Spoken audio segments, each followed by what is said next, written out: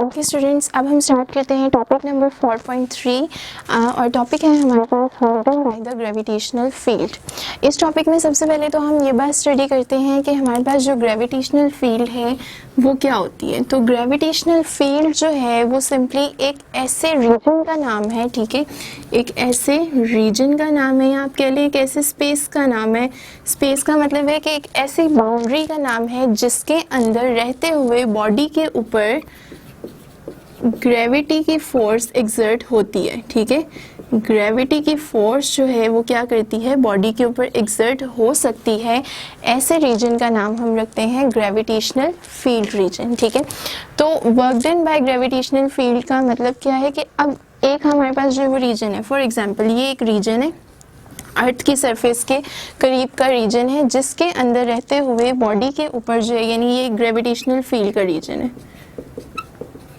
Field, इस reason के अंदर रहते हुए बॉडी के ऊपर फोर्स ऑफ ग्रेविटी एक्ट कर सकती है, ठीक है। कौन सी फोर्स लग रही है यहाँ पे बॉडी पे, फोर्स ऑफ ग्रेविटी। अब अगर एक इंसान जो है या कोई भी बॉडी जो है जब इस रीजन के अंदर मूव करती है, फॉर एग्जांपल ये एक मास है, अगर ये इस रीजन के अंदर मूव करेगी यानी इस रीजन में डिस्प्लेसमेंट कवर कर रही है, तो हम जो है वो क्या होगा कि इस रीजन के अंदर जैसे ही बॉडी मूव कर रही होगी तो ग्रेविटेशनल फील्ड उसके ऊपर वर्क डन करती है, ठीक है। हमने सिंपली क्या कहा कि अगर कोई बॉडी जो है वो ग्रेविटेशनल फील्ड के रीजन में मूव कर रही है तो ग्रेविटेशनल फील्ड उस बॉडी के ऊपर क्या करती है, वर्क डन करती है। हमें उस वर्क डन की वैल्यू जो है वो फाइंड आउट करनी है और कुछ इंपॉर्टेंट पॉइंट्स को जो है वो कंक्लूड करना है, ठीक है। तो इसके लिए हम सिंपली एक एग्जाम्पल कंसिडर करते हैं कि हम एक जो है वो बॉडी ले ली, इस पॉइंट पे हमारे पास एक बॉडी थी ए पॉइंट पे, इस बॉडी को हम यहाँ पे बी पॉइंट पे पहुंचाना चाहते थे, ठीक है। अब इसको बी पॉइंट पे पहुंचाने के लिए ये हमने जो पूरा एक सिस्टम लिया हुआ है, यहाँ पे सपोज कर लें कि ये तमाम सिस्टम हमारा किसके अंदर लाई कर रहा है, ये तमाम हमारा ग्रेविटेशनल फील्ड के रीजन के अंदर जो है ये पूरा सिस्टम लाई कर रहा है। अब इस ए पॉइंट से बी पॉइंट तक पहुँचने का एक पॉसिबल पाथ ये हम ले लेते हैं, ठीक है, कर्व पाथ है, ठीक है। एक हमने पाथ जो है वो ये ले लिया। एक पाथ हम ये कह सकते हैं कि यहाँ से यहाँ बॉडी जाए देन वो स्ट्रेट अप चली जाए, तो एक पाथ ये, और एक पाथ ये कि बॉडी पहले यहाँ जाए और देन जो है वो इस तरफ मूव करके चली जाए। तो ये हमारे पास जो है वो पॉसिबल पाथ्स हैं। इसको हम पाथ 1 कह लेते हैं, इसे 2 और इसको हम 3 पाथ कह लेते हैं। तो टोटल हमारे पास कितने पाथ्स आ रहे हैं, 3 पाथ आ रहे हैं। और ये पूरा जो हमने बॉडी को यहाँ से यहाँ मूव करवाया है, हमने कहा है कि ये पूरा रीजन क्या है, ग्रेविटेशनल फील्ड का रीजन है। अब अगर एक बॉडी ग्रेविटेशनल फील्ड के रीजन में मूव कर रही है तो क्या होगा, ग्रेविटेशनल फील्ड उसके ऊपर वर्क डन करेगी। तो हमें उसी work done by the gravitational field की वैल्यूज को फाइंड करना है, कुछ इंपॉर्टेंट पॉइंट जो है वो कंक्लूड करने हैं। सिंपली जो है वो हम सबसे पहले जो है वो इन तीनों पाथ्स में से किसी एक पाथ को जो है वो कंसिडर करते हैं, ठीक है। सबसे पहले हम जो पाथ ले लेते हैं वो लेते हैं ADB पाथ, ठीक है, ADB पाथ। सबसे पहले हमने पाथ 1 लिया, डेट इज ADB, और अब हम वर्क डन फाइंड करते हैं ADB पाथ के अलॉन्ग। यहाँ पे हम जो बॉडी ले रहे हैं इसका जो वेट है वो है हमारे पास mg के इक्वलेंट, ठीक है। अब अगर हम जो है वो यहाँ से देखें कि बॉडी की जो वेट की फोर्स होती है वो हमेशा जो है वो कहाँ पे एक्ट कर रही होती है, डाउनवर्ड एक्ट करती है। वेट की फोर्स हमेशा कहाँ एक्ट करेगी, डाउनवर्ड एक्ट करेगी। अब अगर हमने जो है वो कोई ऐसा केस कंसिडर करना है, जैसे एक हम सिंपली रिव्यू कर लेते हैं कि अगर फोर्स और डिस्प्लेसमेंट दोनों एक ही डायरेक्शन में होंगे तो जो हमारा वर्क डन आएगा वो होगा सिंपली FD1 यानी पॉजिटिव वर्क डन होगा।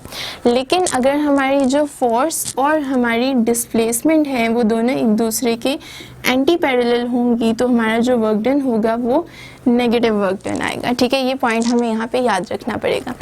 अब सबसे पहले वर्क डन ADB पाथ के लिए फाइंड करने से हम 2 में डिवाइड कर लेते हैं, AD plus work done along DB path.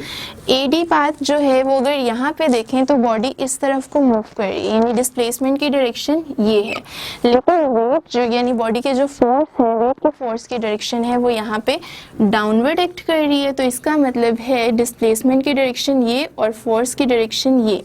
Angle दोनों में कितना आ रहा है, 90 डिग्री आ रहा है। अब अगर हमारी फोर्स और हमारी डिस्प्लेसमेंट दोनों में एंगल 90 डिग्री था तो हमने पीछे जो है वो ये बात स्टडी की थी कि हमारा वर्क डन 0 हो जाता है। ठीक है, तो सिंपली AD पाथ के अलोंग हमारा जो वर्क डन होगा उसे हम लिख लेते हैं AD किसके इक्वल होगा, FD cause of theta. Cause यहाँ पे 90 है, कॉज 90 0 होता है, जिसकी वजह से ये वर्क डन हमारे पास 0 के इक्वलेंट आएगा। अब DB पाथ के अलोंग अगर हम वर्क डन की वैल्यू फाइंड करें तो वो क्या है, बॉडी इस तरह से मूव कर रही है, यानी डिस्प्लेसमेंट की डायरेक्शन अपवर्ड है, लेकिन वेट के फोर्स की जो डायरेक्शन है वो डाउनवर्ड है। दोनों एक दूसरे के एंटी पैरेलल है, मतलब वर्क डन हमारे पास नेगेटिव आएगा। उसे हम करते हैं सॉल्व। यहाँ पे जो है वो सिंपली फोर्स की जगह पे FD cause of 180 degree, force की वैल्यू जो है वो वेट के इक्वल है, यानी mg के इक्वलेंट है, mg पुट किया, और d डिस्प्लेसमेंट है।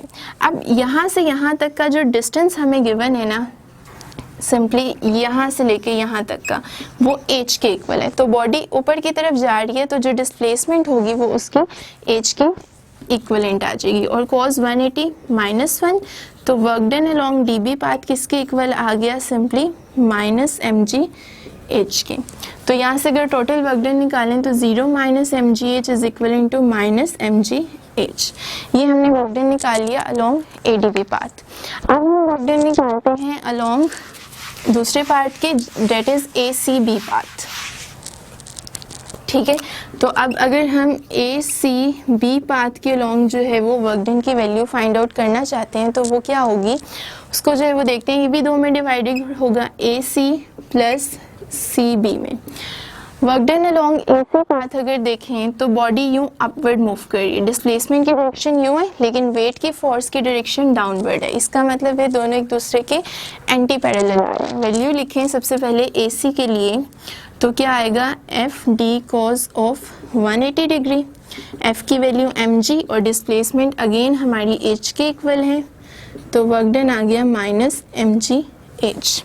अब CB पाथ के अलोंग अगर हम वर्क डन देखना चाहते हैं कि वो क्या है, तो बॉडी यूं मूव कर रही है, लेकिन वेट के फोर्स की डायरेक्शन जो है वो डाउनवर्ड है, एंगल 90 डिग्री है, तो इसका मतलब है वर्क डन हमारे पास 0 होगा। टोटल वर्क डन यहाँ पे लिखें तो क्या आएगा, -mgh plus 0 is equivalent to -mgh।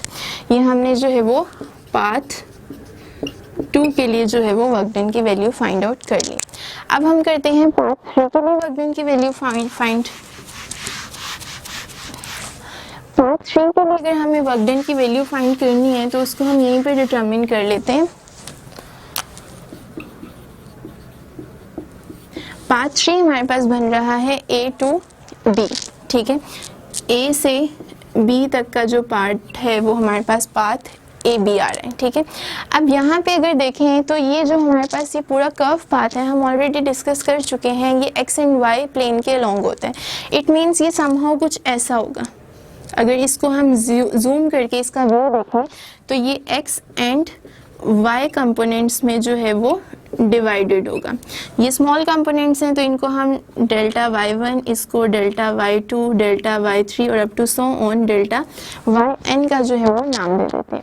अब ये इस पूरे पाथ के अलोंग जो है वो फाइंड करना है। अब अगर हम जो है वो x कंपोनेंट को जूम करके देखें तो ये इस तरह से स्ट्रेट लाइन मिलेगी, बॉडी यहाँ पे यूं मूव करेगी x एक्सिस के अलोंग, लेकिन वेट की फोर्स उसकी डाउनवर्ड एक्ट कर रही है, यानी एंगल 90 डिग्री है। तो तमाम x कंपोनेंट के अलोंग जो वर्क डन आएगा वो कितना आएगा, 0 के इक्वल आएगा। इसका मतलब है कि तमाम x एक्सिस के अलोंग जो वर्क डन हो रहा है वो 0 है। तो टोटल A से B पाथ के लिए जो वर्क डन मिलेगा वो सिर्फ y की वजह से हमें मिलेगा, और उसको हम जो है वो अब डिटरमिन कर लेते हैं। अब यहाँ पे अगर y कंपोनेंट को हम जूम करके देखें तो उसकी क्या सिचुएशन होगी, इस तरह से है ये, ठीक है, यानी बॉडी ऊपर मूव करेगी और फोर्स की डायरेक्शन डाउनवर्ड होगी। एंगल 180 डिग्री आ रहा है, तो वर्क डन की थ्रू आउट द वैल्यू हमें क्या मिलेगी, अगर हम देखें तो वो होता है F D cos 180 degree. f की वैल्यू हमेशा mg रहेगी, 180 का आंसर -1 और d चेंज होगा, फर्स्ट वन के लिए डेल्टा y1, ठीक है, सेकंड के लिए डेल्टा y2, सेम इसी तरह हम प्रोसीड करेंगे। अब हम 1 बाई 1 जो है वो y एक्सिस के लॉन्ग वर्क डन अगर निकालें तो उसकी वैल्यू जो है वो हमारे पास कैसे आएगी, सबसे पहले जो है वो -mg डेल्टा y1, फिर -mg डेल्टा y2, सेकंड के लिए, थर्ड के लिए क्या आ जाएगी -mg delta y3 up to so on -mg delta yn। ये हमारे पास वर्क डन आएगा a से b पाथ के लिए। अब अगर इस तमाम में से हम -mg को कॉमन निकाल लें तो क्या बचेगा, -mg common, delta y1 plus delta y2 up to so on delta yn। इन तमाम y एक्सिस कंपोनेंट्स को अगर हम यूं ऐड करें तो ये पूरा पार्ट जो है वो अगेन h के ही इक्वल आएगा। इसका मतलब है ये पार्ट भी किसके इक्वल आ गया, h के, तो यहाँ से -mgh आया work done along a to b path. तो सिंपली हमने यहाँ पे जो कंक्लूड की बात वो क्या है कि हमारे पास जो वर्क डन की वैल्यू आ रही है तीनों पाथ्स के अलोंग, ADB के अलोंग भी -mgh आए, ACB के लॉन्ग भी -mgh आई और AB पाथ के लॉन्ग भी -mgh ही आई। तो इसका मतलब है कि जब भी work done by gravitational field होगा तो आंसर हमेशा सेम आएगा, आप किसी भी पाथ के थ्रू जो है वो बॉडी को डिस्प्लेस करवाओ। तो अगर जो है वो आपके वर्क डन की वैल्यू पाथ पे डिपेंड नहीं कर रही तो इसका मतलब है कि वर्क डन आपका पाथ इंडिपेंडेंट होता है। किसमें, ग्रेविटेशनल फील्ड जब भी कोई वर्क डन करती है वो हमेशा पाथ इंडिपेंडेंट होता है, और कोई भी ऐसे फील्ड जिसमें आपका वर्क डन पाथ इंडिपेंडेंट होता है उस फील्ड को हम कंजर्वेटिव फील्ड कहते हैं। तो इसका मतलब है ग्रेविटेशनल फील्ड कौन सी फील्ड होगी, एक कंजर्वेटिव फील्ड है। इसी चीज़ को हम एक और तरीके से भी प्रूव कर सकते हैं, अगर हम फाइंड कर लें work done along closed path. तो हम सिंपली यहाँ पे यूँ करते हैं, इसको हमने h कहा था, अब हम फाइंड करते हैं work done along closed path. एक क्लोज्ड पाथ के लॉन्ग हम वर्क डन की वैल्यू डिटरमिन करते हैं। हम इस पाथ को कंसिडर कर लेते हैं कि ये हमारा एक क्लोज्ड पाथ है, तो ये क्या बनेगा, ADBA, ADBA। इससे अगर डिवाइड करें तो ये कैसे डिवाइड होगा, सबसे पहले A to D, then D to B और लास्ट पे B टू A, इस तरह से। अब वर्क डन हमने AD के अलोंग जो है वो जब फाइंड किया था, इस तरह हमने देखा था एंगल जो है वो 90 डिग्री है, यानी वर्क डन इस पाथ के अलोंग 0 था।